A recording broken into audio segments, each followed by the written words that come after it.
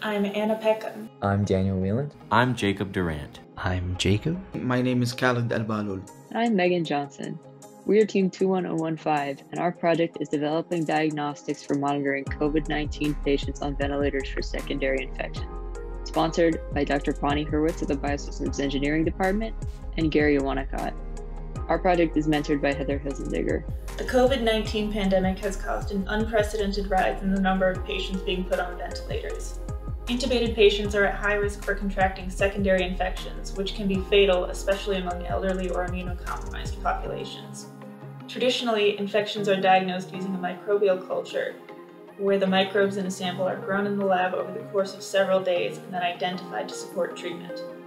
Metagenomic next-generation sequencing, or MNGS, is an emerging technology which identifies microbes in a sample by reading all the genetic material in the sample and matching it to known organisms.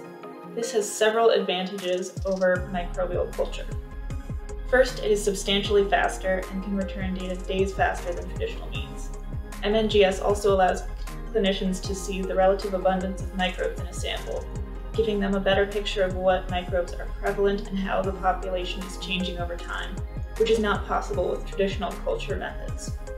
All of these advantages could make a major difference in high-risk patients. Despite this, MNGS is not yet widely used in clinical practice, which is notoriously slow to adopt new technologies. To help bring MNGS into clinical practice, our team has developed a web app interface for clinicians to view and organize MNGS data through, called the Lung Microbiome Project. Our system requirement were split broadly into 4 subsections. Our initial data collection requirement was to use a combination of both interviews and surveys to help us identify clinicians' preferred method of viewing MNGS data.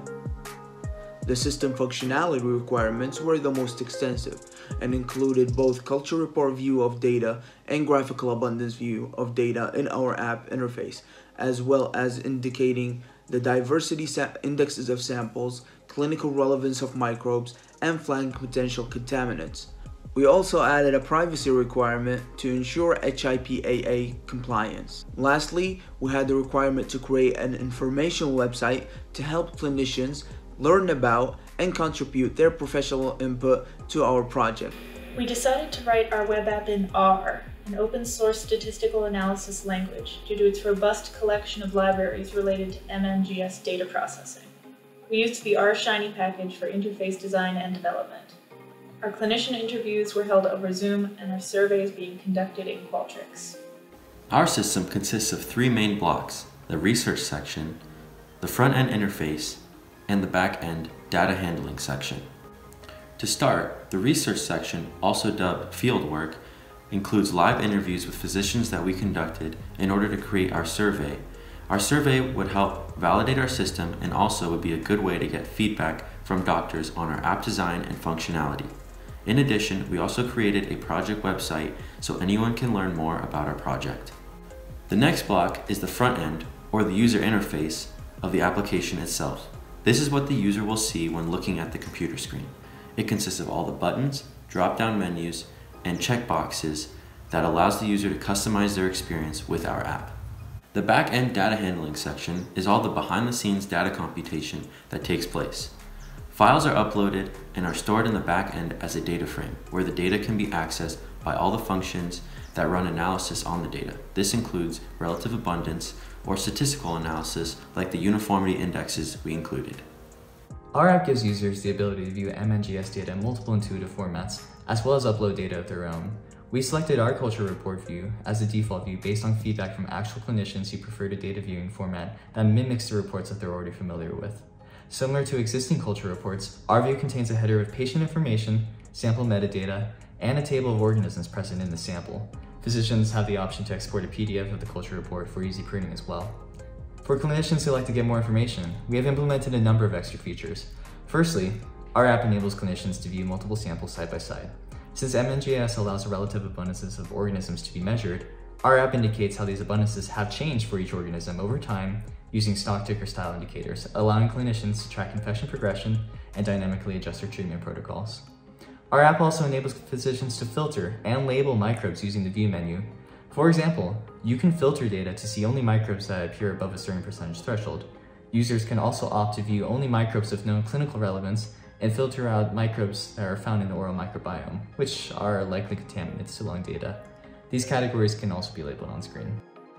Our app also offers a graphical abundance view, which presents MNGS data in a stacked bar chart format with the same filters offered as before. Our app also allows users to upload their own data, which is then added to the backend database. For manual data entry, users manually enter patient metadata before uploading the OTU and taxonomy table associated with that sample. Each field has a pop-up on mouseover that gives further details on what to enter. For patient upload mode, the user simply uploads a third patient key file, which defines the patient information being uploaded. The About page provides general information on the project as well as tutorials on how to use each tab to assist new users. Our software was also designed with maintainability in mind, and the code is both highly modular and well commented.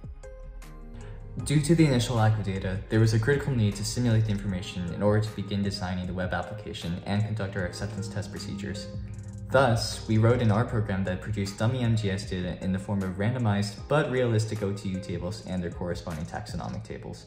It also produced artificial patient metadata to circumvent HIPAA requirements, while still accurately mimicking the type of data that would actually be stored on electronic health records. The simulator program is highly modular and can imitate oral microbiome contamination, noisy low-read organisms, and missing data as expected in real life in order to test the robustness of our app. Additionally, for every sample, the program outputs the theoretical diversity indices to serve as standards for our acceptance test procedures down the line. The clinicians we interviewed provided valuable information on all the processes that take place in the hospital relevant to our project. Clinicians were excited that our web app allows direct data access, which makes the process faster.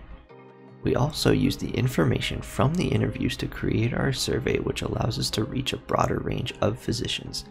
The survey aims to validate our implementation of the web app into medical practice. Our system is designed to make it easy and intuitive for clinicians to interpret the results of metagenomics next-generation sequencing data. Integrating next-generation sequencing into clinical practice, replacing slower culture methods, could help detect secondary infections before they become symptomatic. This would allow clinicians to prescribe targeted instead of broad-spectrum treatments, reducing the growing impact of antibiotic resistance. The lung microbiome project has met and passed all system requirements during our final acceptance test with our sponsor. We would like to thank our sponsors Bonnie Hurwitz and Gary Wanacott, the Hurwitz Lab, our mentor Heather Hilzendegger, and the University of Arizona College of Engineering for inspiring us and helping us to create our final project.